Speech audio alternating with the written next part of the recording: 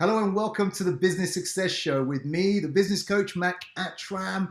And today you are in for a treat because I have someone slightly different than we usually have. The reason why I've asked him to come onto this show, you'll find out very soon why that is. He's had many titles, from performance coach to leader to pastor to CEO. He's at it all. Director of operations. And his name is Ioannis Gratsinopoulos, and it's a pleasure to have you, Yanni, here all the way from Boise, Idaho. Hey, Yanni, how you doing? Mac, I'm doing great. Thank you so much for having me on. I could not be more excited to be on. Fantastic, thank you. Let me give the people a little bit of background on you. You're an Please. award-winning Fortune 200 trainer and business coach. What you won't know about Yanni, he's had more than 10,000 hours of consulting and training and coaching with both non-for-profit as well as the business world. So for those of you listening in and say, oh, Matt, but I don't run a business, I run a non-for-profit, you'll see that they're very similar. And no other better person can do it than Yanni. So that's why I've asked him onto here so we can see that the same leadership qualities, same people issues come up regardless of what type of organization it is. Now, Yanni has led multiple non-for-profits and businesses. His leadership roles have spanned from startups to churches to Fortune 200 businesses. He's had all the titles you can name: president, owner, senior pastor, director of operations, as I said, coordinator, performance coach, and many more. He's an expert in, he's got a degree in church leadership, as well as a minor in psychology. So we are in for a treat. On that note, tell us a little bit about your journey and what led you to all the various titles you've had and all the various organizations that you've worked with, Yanni. Mac, it's really interesting because journey is such a good word for what we're all on, right? And I did not at all set out to get where I'm at. It doesn't mean I'm not where I'm supposed to be. And so I actually, early on in my career, I was traveling the Western United States as a preacher and keynote speaker. And I would have these leaders come up to me and say, hey, okay, so I heard you talking. How do I implement this? Or how do I do that? Or I'm struggling with this. And there were a number of reasons why they kind of came to me, and we can go down that rabbit hole if you want. But back in those days, we didn't even call it coaching. Coaching wasn't a thing. Right. We just said, I'm just helping these leaders. And so I started these ongoing relationships and really started to help these leaders. When I got into the business world, I was, sometimes a nonprofit doesn't pay very well. I had to pay the bills. So I just started selling, just hustling insurance. And I believe through divine providence, before I knew it, I was training and coaching as a state training coordinator. And part of that was they had found out what I used to do, and they thought, oh, you'd be a perfect fit. Right. And it really was. And that took off, right? Because now it's hardcore into business and sales, helping these leaders to run their businesses, to grow their businesses, to scale their businesses. And again, won some awards there, moved into more of a coach role, won some awards there. And just throughout the progression, coaching has kind of found me to the point where I was, once COVID hit, I was picked up by a just business and sales coaching company. That's just what we did. And as you mentioned, started as a coach, performance coach, moved to director of operations after being the head of the coaches. Always coaching our key clients, again, coaching, finding me. And I think part of the main reason why, if I can give the overarching concept, is I've always been the person who has taken a step back and go, okay, wait, why?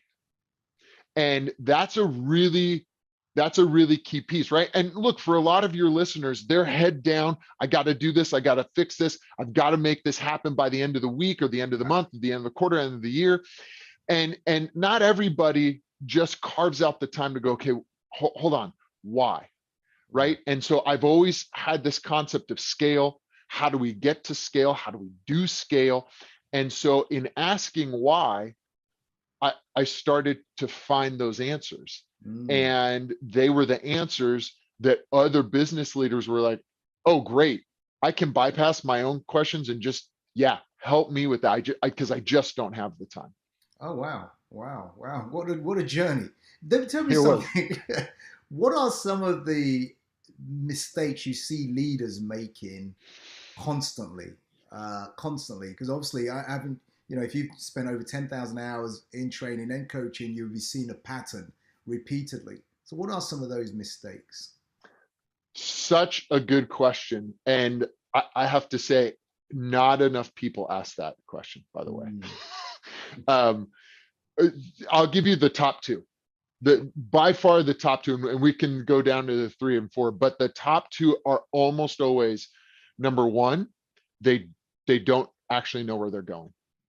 Oh, So this concept of vision, they don't know where they're going, or if they know where they're going, they make the mistake thinking because they know everybody else around them knows. And there's been some really interesting studies actually testing at the big level, CEO, high Fortune 200, Fortune 500 level. The CEO knows where the CEO wants to go. And then they start testing the rings of leadership around that person, and the detachment that those people have, the abject misunderstanding that those people have. There really is an art to building a vision, casting a vision, implementing a vision, keeping it before you. The other big mistake is the power of no. Most people, especially I'll say, and I know you're like beyond global here with this show, in Western culture, has developed this almost around the word no. And Mac, when you don't understand the power of no, you weaken your yes. And think of it, if you think about in financial terms, whether it's the dollar, the pound, the euro, the yen, whatever the currency is, you want a strong currency. yeah, Right. yeah. If you have a strong currency, then the money that you're making in your business will actually have more purchasing power. The word no is the same thing. If you deflate your use of the word no, it will give your yes less purchasing power. Here's what I mean by that. I see these leaders all the time that say, hey, I just need 5 minutes. It's never 5 minutes. You know, it's never 5 minutes. They know it's never 5 minutes. And you didn't allot that on your time in your calendar. By the way, if you're not understanding as a leader that, and listen to how we say it in the English language, we spend money, we budget money. Every business does this. Every business has a budget. Every business spends money. Every business spends time. We talk about how did you spend your time, but we don't budget time. Right, right. That's part of the power of no. And so understanding that you have to say no to the things that aren't priority, which, by the way, if you don't have vision, I was you about to don't, say. I was there's about no to say. clarity, right? Yeah, yeah. Then, and these are the two bit, and you start getting that tornado spinning, Mm-hmm. and you have leaders who go, I'm a slave to my own business. I'm a slave to my nonprofit. And it doesn't matter. Nonprofit business, it doesn't matter. Same problems. So I love that. What you're saying is without the vision, there is no clarity of direction. With no clarity of direction, you may say yes. Well, any road will get you to nowhere anyway. But you may say yes to some things that are not helping where you want to go. But with that clarity, you know what to say no to. That puts you in a place of more power. I love the way you've described that. I love the way you described that. So, yeah, go ahead. You're going to say something? No, yeah. And I was just going to add, I love the way that you brought that back to the concept of power. Again, Western culture, power has that concept. A lot of times we think power hungry or power monger, but the fact of the matter is, like, right now we all have electricity, and we dub that, we call that power, right? And we use that to power our vehicles, and power the recordings, and power our phones. Power is a tool. It's like a Yeah. shovel.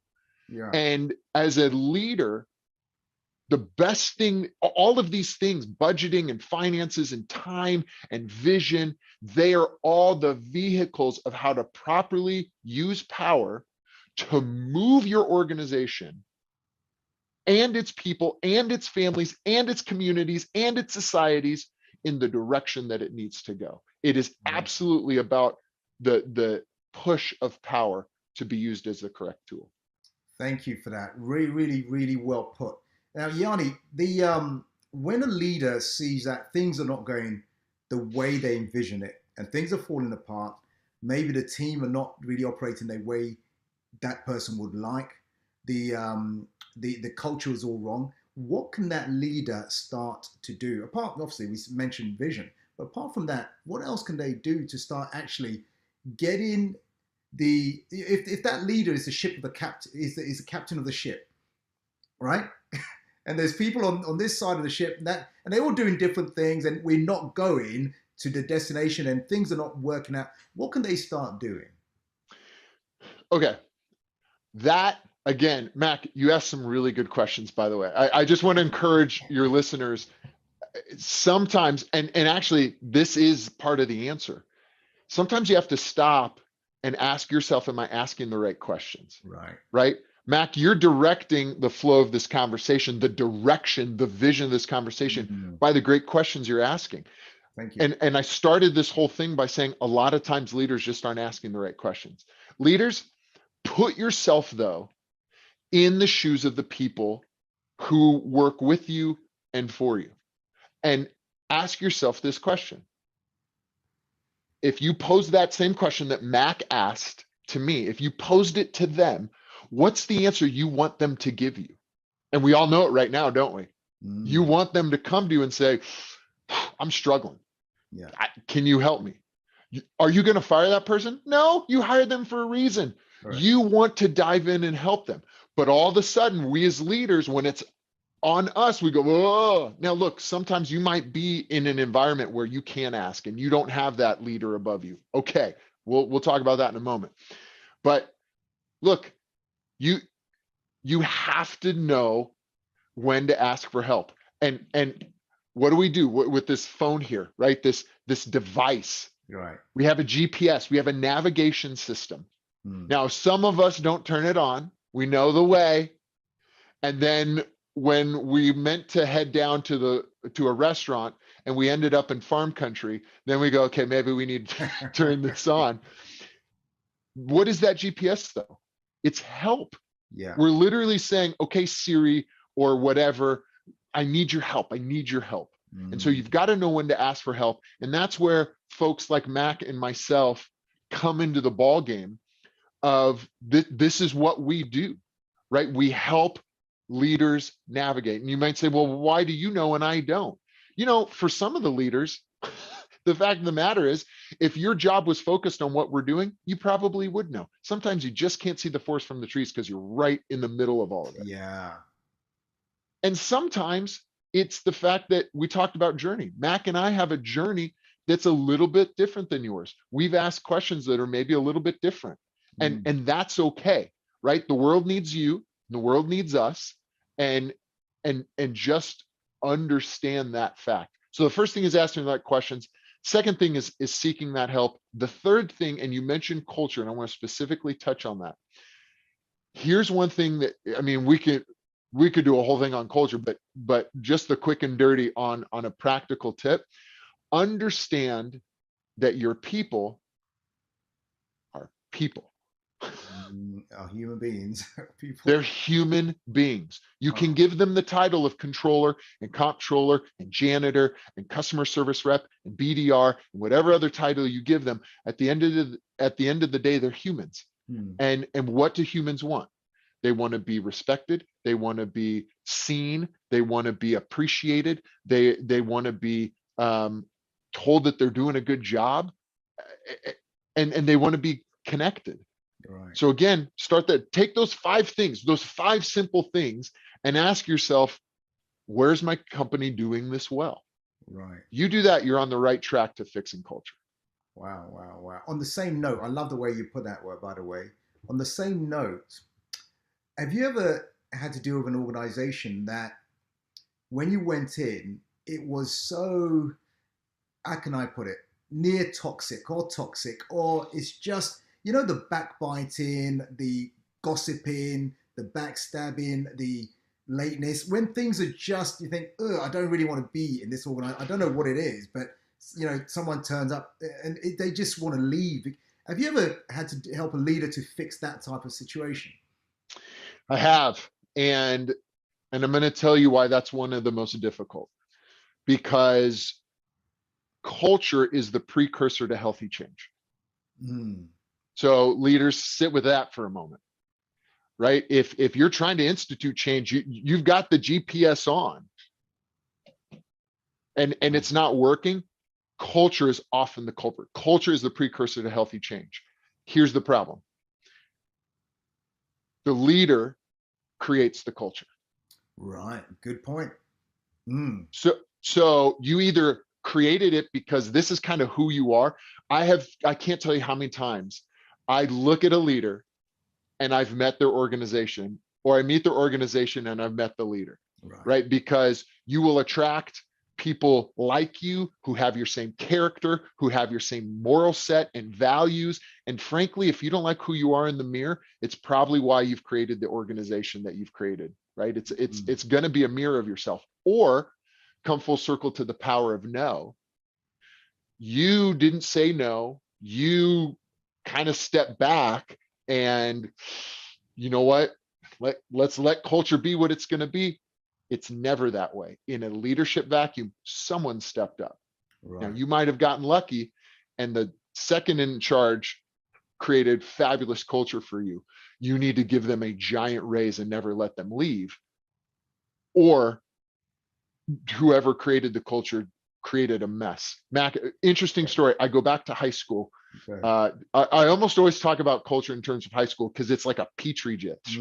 So I literally watched this happen. I watched a group of teenagers, and they were mostly lack of secondary school, so kind of young, maybe 10, 11, 12, to maybe 13, 14, right? So kind of that middle age.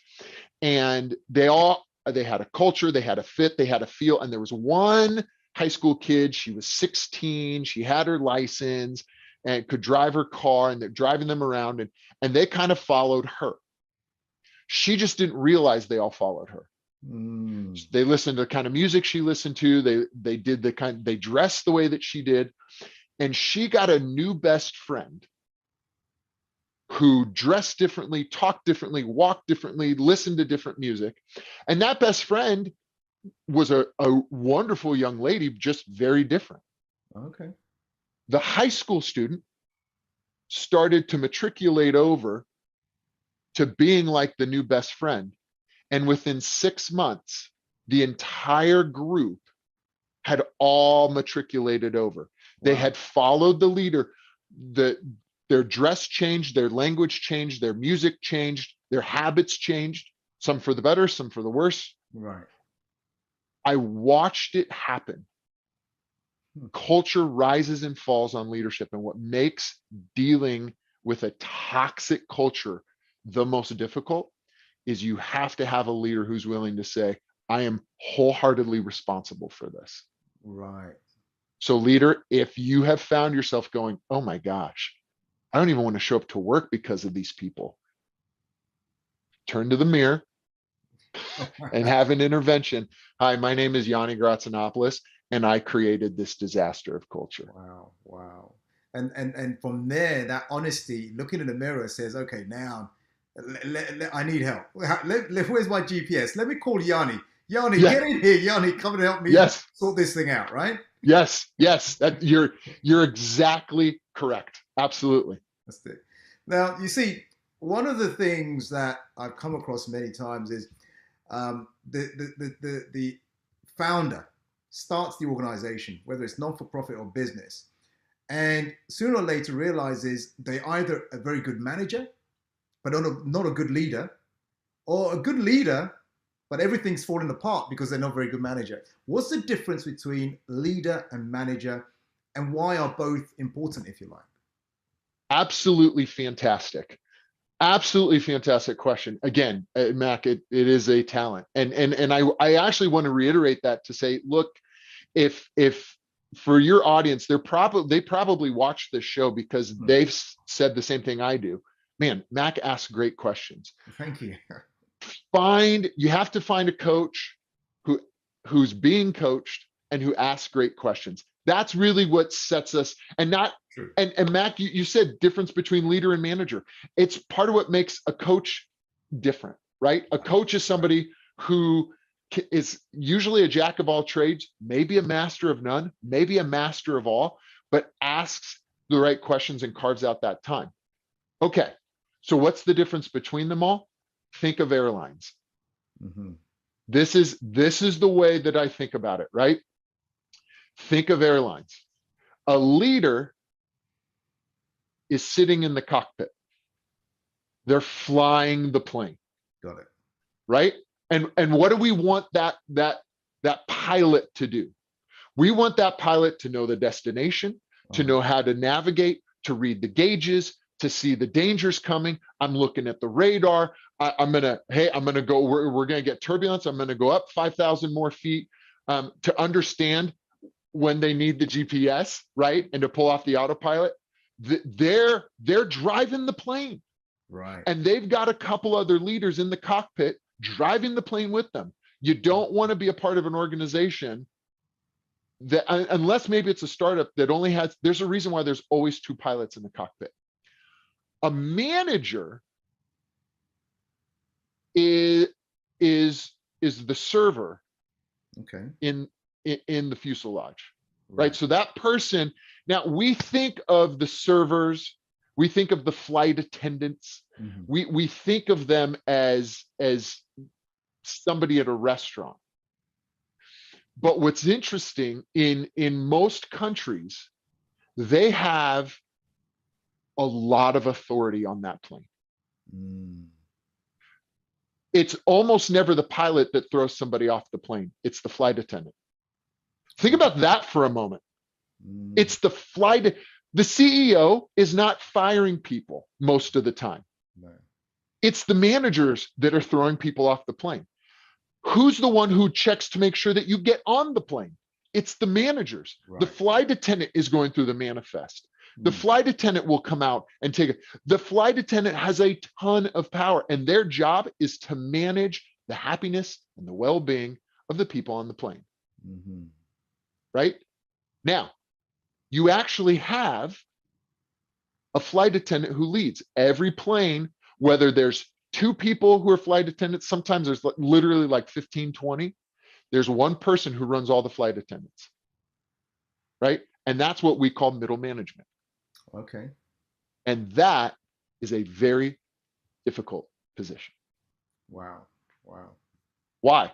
Because they have to manage all the managers who manage all the people, whether it's your customers or your church staff or your membership or your volunteer help or your donors or your whatever it is.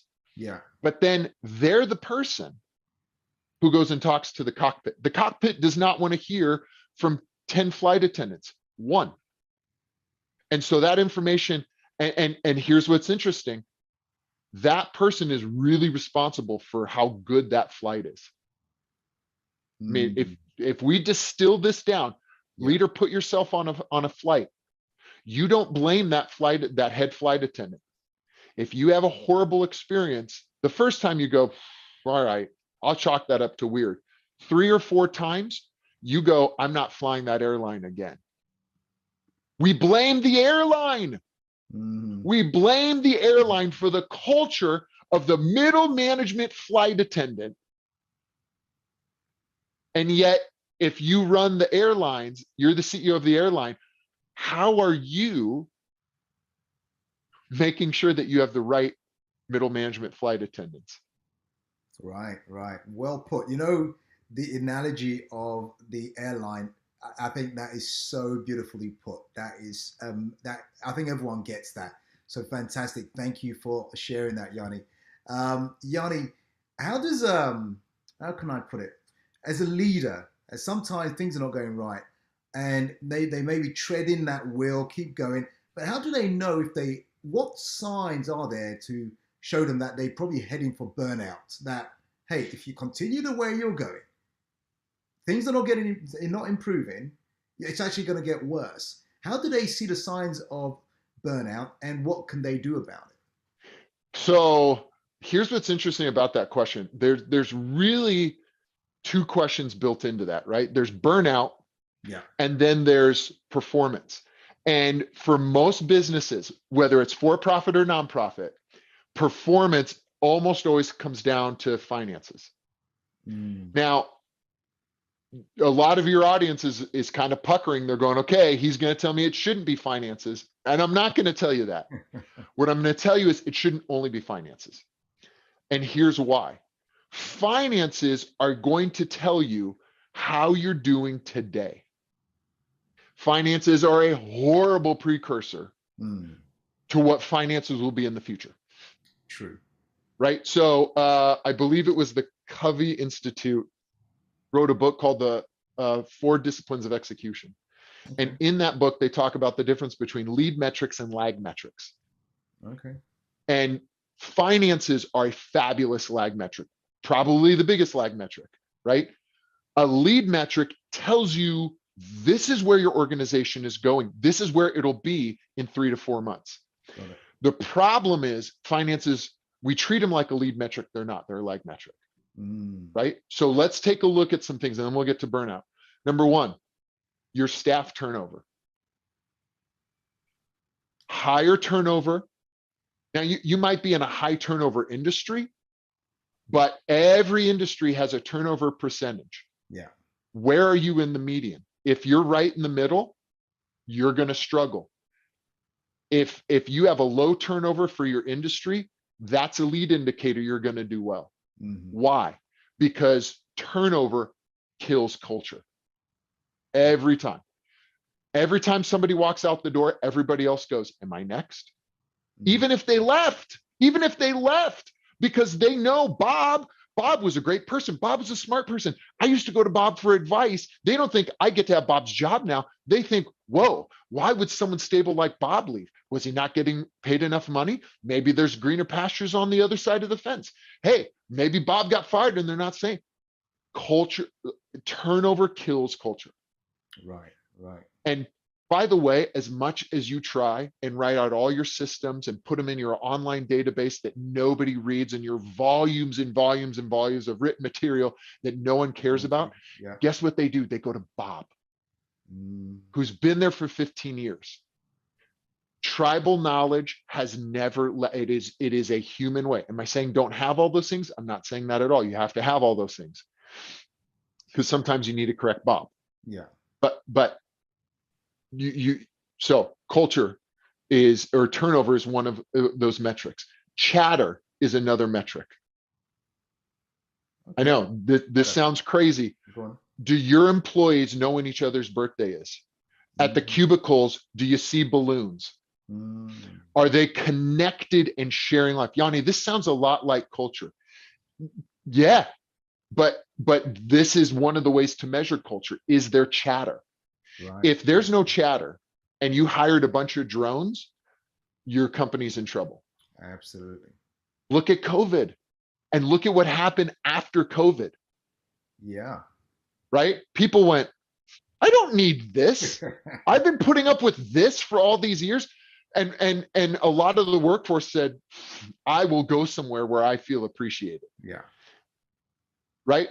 And then this is when you talk about measuring a lead metric.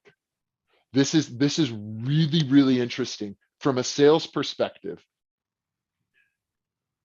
Look at your close ratio, which we all do, but look at the top of your funnel. Yeah. Right? Yeah. Look at the top of your funnel. How big is your CRM database? Yeah. And how much does it grow each month?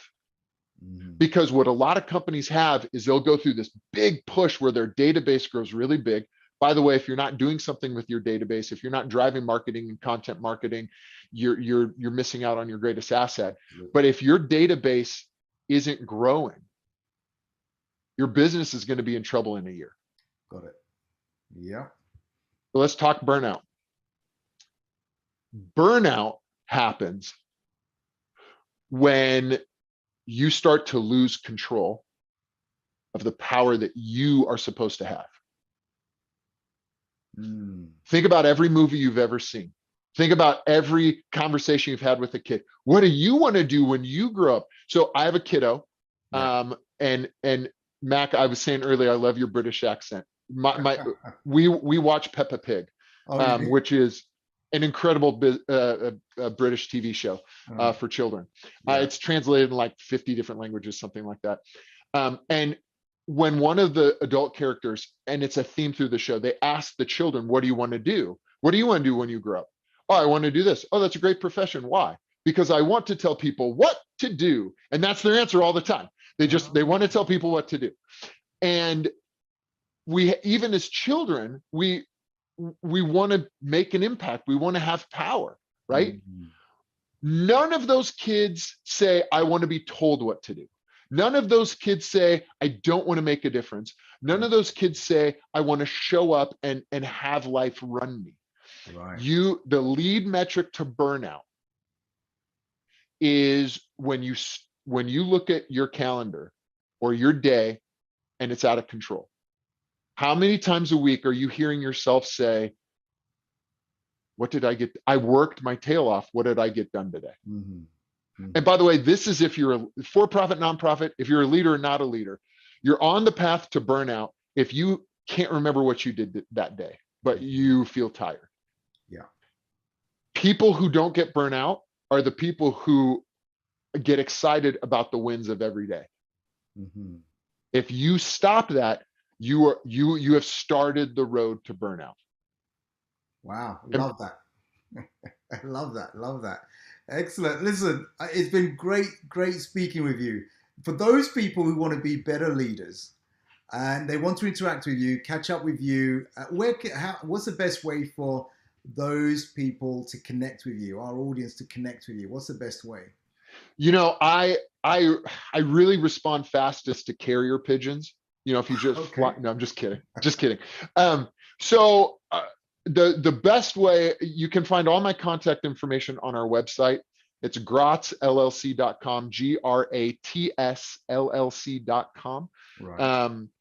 And when you go there, you will notice that it is built primarily for the nonprofit side. If you're a for-profit leader, that's fine, because there's plenty there for you. We have an entire free training section that has a lot of these teachings, both in video and written.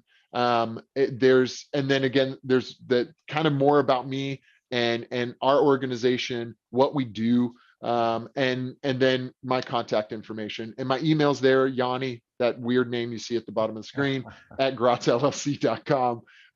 Would love to hear, if nothing else, just feedback, testimonials. I would love to hear, hey, I'm a listener of Mac's show, and man, what you said here was really incredible. Thank you. Why? Because that helps me avoid burnout. Those are my little wins. I eat the food that I serve.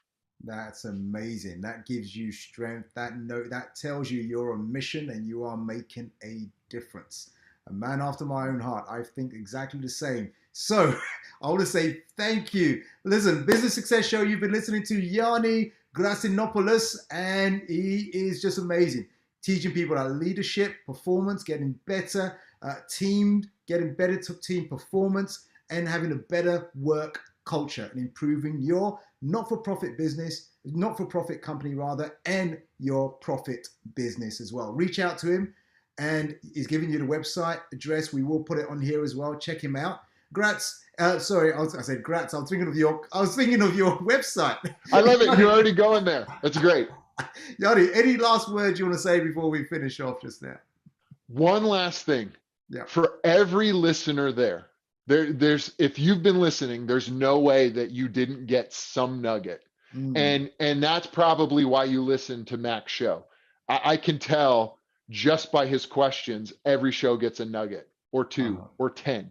Absolutely. The worst thing you can do is finish listening to this and do nothing with it. And by the way, you have 72 hours. It's the rule of 72. You really 24, but for some of you, 72. Whatever your nugget was, commit to doing something, an action, an activity, whether how big or how small. Otherwise, as great as this was, you just wasted your time. Oh, awesome, awesome, awesome, awesome commitment made right there. I'll say, Yanni, thank you again. All our listeners here, give us a follow, give us a thumbs up, tell us what you liked, share something in the chat box. That would be great. Subscribe, follow, and let's bring you some more awesome, awesome guests, just like Ioannis Gratsinopoulos here. Thank you, Yanni, and I'll catch up with you very, very soon. Bye, Bye for Mac. now. Take care. Cheers.